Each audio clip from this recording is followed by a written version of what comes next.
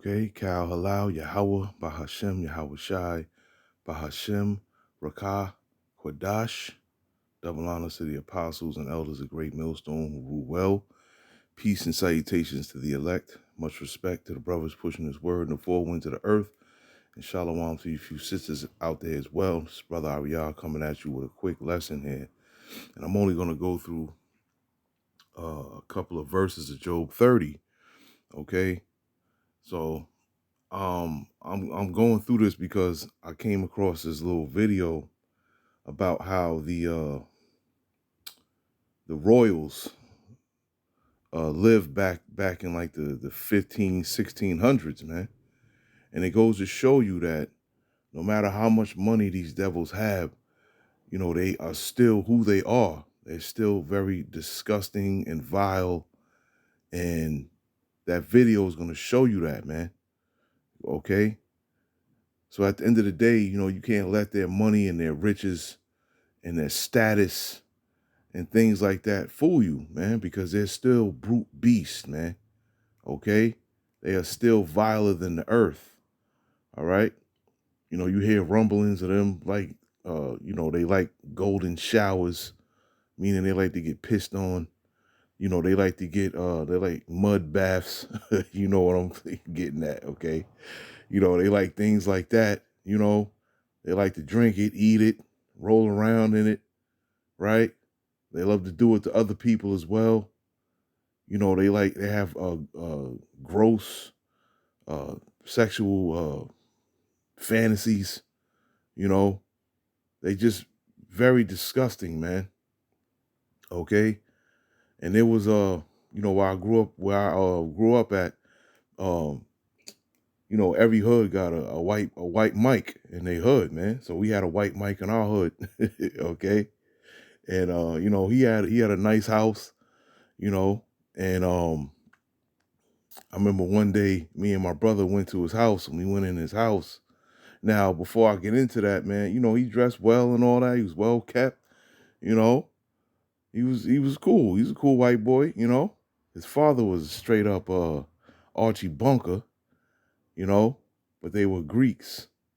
Okay. But anyway, I went up in, you know, we went up in the house and there was papers and shit everywhere, dirty clothes everywhere, dog shit and cat shit everywhere, plates of food everywhere, just all types of shit was all over the house. The whole house just looked like a fucking junkyard, man. Okay? And a lot of these Edomites live like that, man. You know, the appearance of the outside of their house may look lavish and beautiful, but for most for most of them, man, inside of their houses are fucking disgusting, man. You know, Edomites live very nasty. Okay, and I'm going to show you that in this video that I came across, right? But let me stop rambling. Let me just get into this. This is Job 1, and I'm going to read 1 through 8, I believe. But now they that are younger than I have me in derision, whose fathers I would have disdained to have set with the dogs of my flock. Yeah, whereto might the strength of their hands profit me, in whom old age was perished.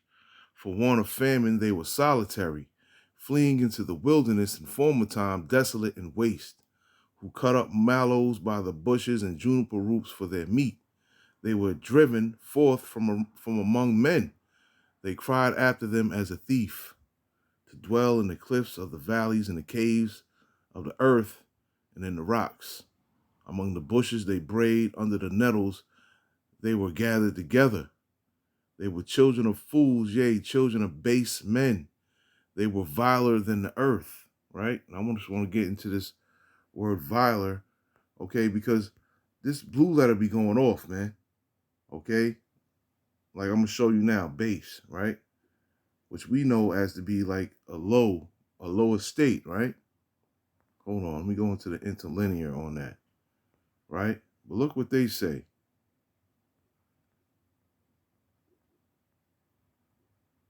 Hold on, man. All right.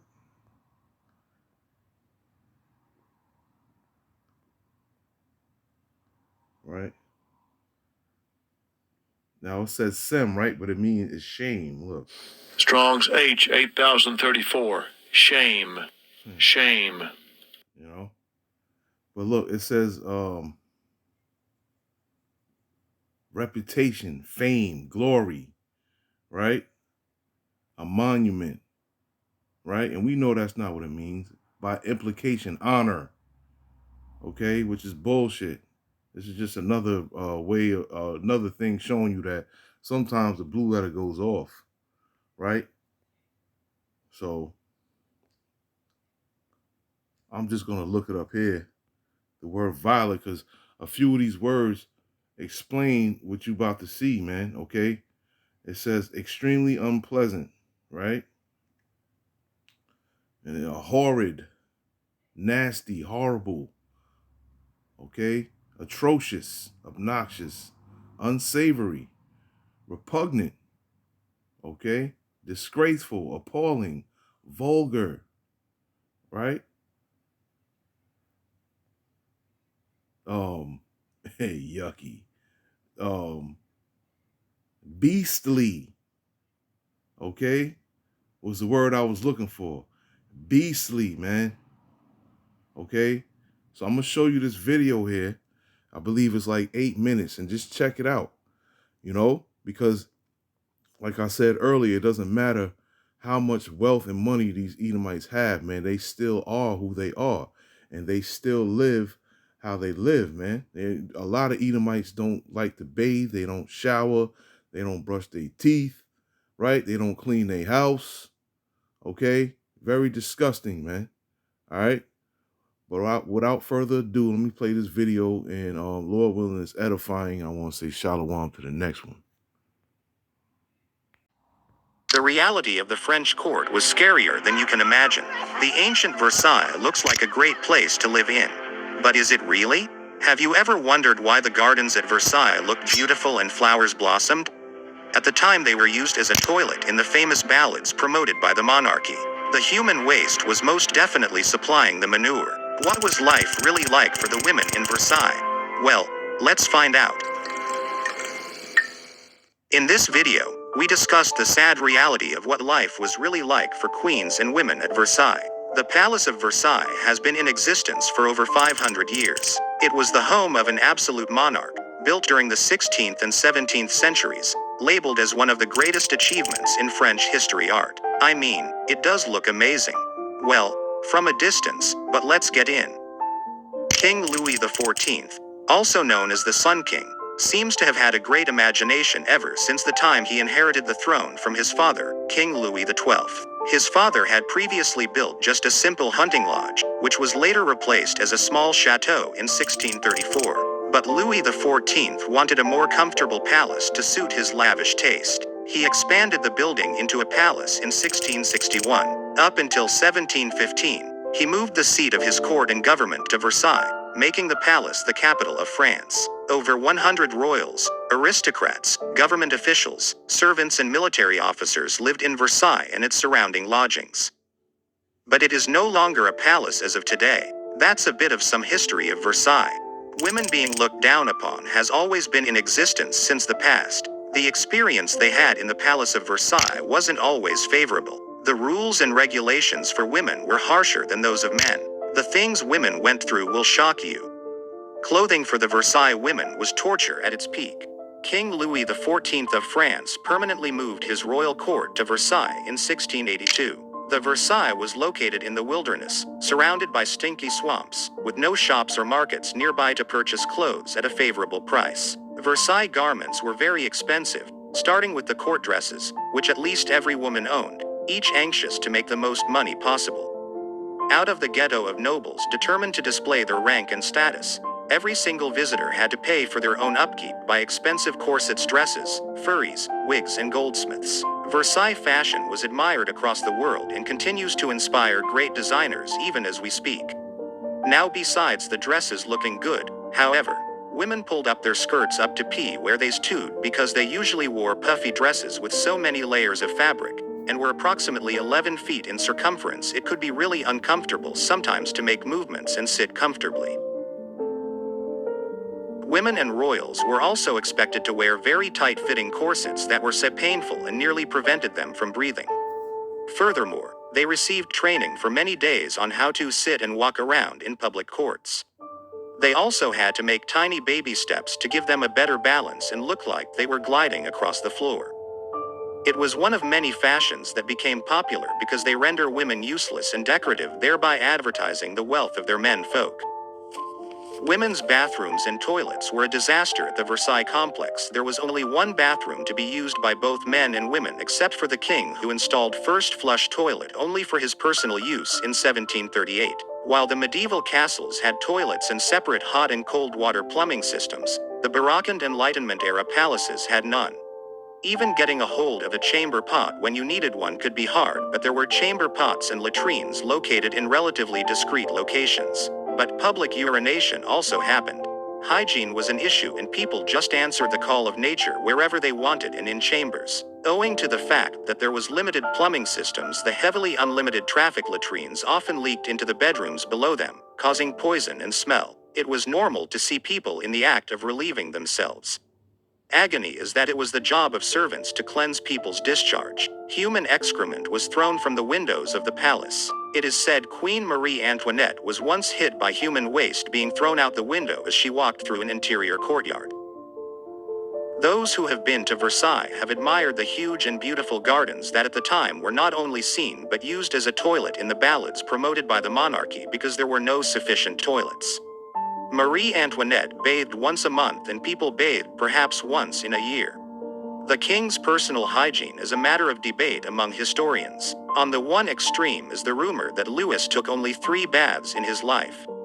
The belief that the king bathed only 3 times in his life is rather implausible. Louis did take care to keep himself clean, just not in the way we moderns go about it. They did not wash themselves frequently and covered the noxious body odors by excessive use of perfumes. Giving birth was embarrassing, requiring many witnesses. Giving birth for royals was actually the state's affairs, which simply means the whole palace had to be present during childbirth at the inner chambers. Women never understood what privacy was because no one gave them a chance to experience it. For royal mothers like Marie Antoinette, it was even worse. She was expected to produce heirs to the throne as per tradition.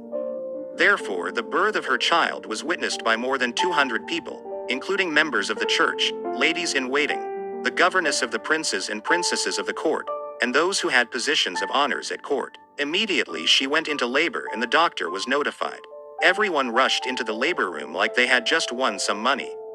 Others even climbed on stairs, up the furniture, just to have a better view. Old people can be clumsy. Now imagine how horrific it must have been for the queen. This was the fate of all royal mothers in Versailles, unless, of course, they decided not to get pregnant, which was a problem as well because they would be deemed useless and the subject of gossip just because they can't get pregnant. That was pretty rough. When Catherine de' Medici gave birth to her first male child, the king, her husband, demanded to know the exact time and date she'd deliver. As if that wasn't enough, he also wanted to see every single thing that came out together with the baby. The spread of diseases. The connection between filth and diseases, which was well known in the Middle Ages, had been forgotten. The shock of the syphilis had been so great.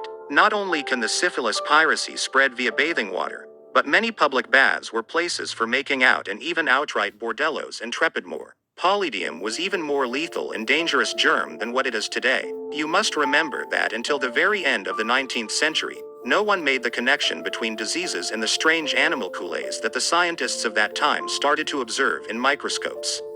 Until the end of the 19th century, infection was just a theory. For a long time, the best protection against disease remained possession of a shield against smells, smelling strongly oneself and also sniffing odors of one's choosing. It was therefore a good idea to have a smell box in one's pocket. Women covered themselves with aromatics. They also made concoctions by soaking a sponge in vinegar with cloves in a bowl and carry it in their hands so that they could sniff it occasionally. In the 17th century, they had no knowledge of vaccination whatsoever. It was perceived bathing hot water was dangerous to health and caused illnesses. It was believed that hot water opened up pores in the skin, thus allowing germs or diseases to enter the body. Many women opted for a quick wash, but mostly through what we'd call sponge baths, cleaning up strategic spots with wet cloths rather than full-body immersion. But some never bathed at all. And there was only one bathroom in the Versailles Palace. Historians believe the king himself only bathed twice in his entire lifetime, though he did care for his hygiene by wiping with a towel. But there is no concrete evidence to back this up. Life was definitely not easy at the Palace of Versailles, but we can always learn through history. Kindly leave us a comment and remember to